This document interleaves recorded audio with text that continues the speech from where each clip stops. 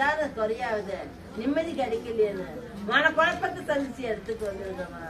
இது வரைக்கும் உடம்பால குறையா உள்ளத்தால குறையா இந்த அளவுக்கு எவ்வளவு கஷ்டப்படுறோமோ அந்த அளவுக்கு இந்த காளி கிட்ட வந்துட்டேன். இவ்வளவு நமக்கு நல்லது செய்வாளா? உடத்தை உடைக்கும், உடைக்கி உயிர் உடலுக்கும் கண்ணு கழிக்க இன்னைக்கு என்று பார்க்கல.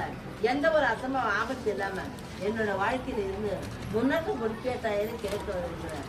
யாராரு ஒண்ணு எவ்வளவு கேவலப்படுத்தி பேசுறாரு அத்தனையும் மூட்டை கட்டி நீக்கிட்டு பார்க்கல. பாவம் மட்டும் தலையில வச்சுட்டு அவர் என்னைக்கு இருந்தாலும் அந்த எல்லையில இடத்துல அனுபவிச்சு தீரணும். புரியுதா? அனுபவிச்சு தீரணும்.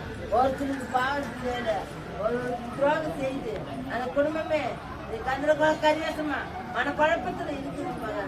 அந்த மன குழப்பத்துல இருக்குது. உன்னோட குடும்பத்துக்கு நல்வாய் கொடுத்து நான் காப்பாற்றி தருவேன்.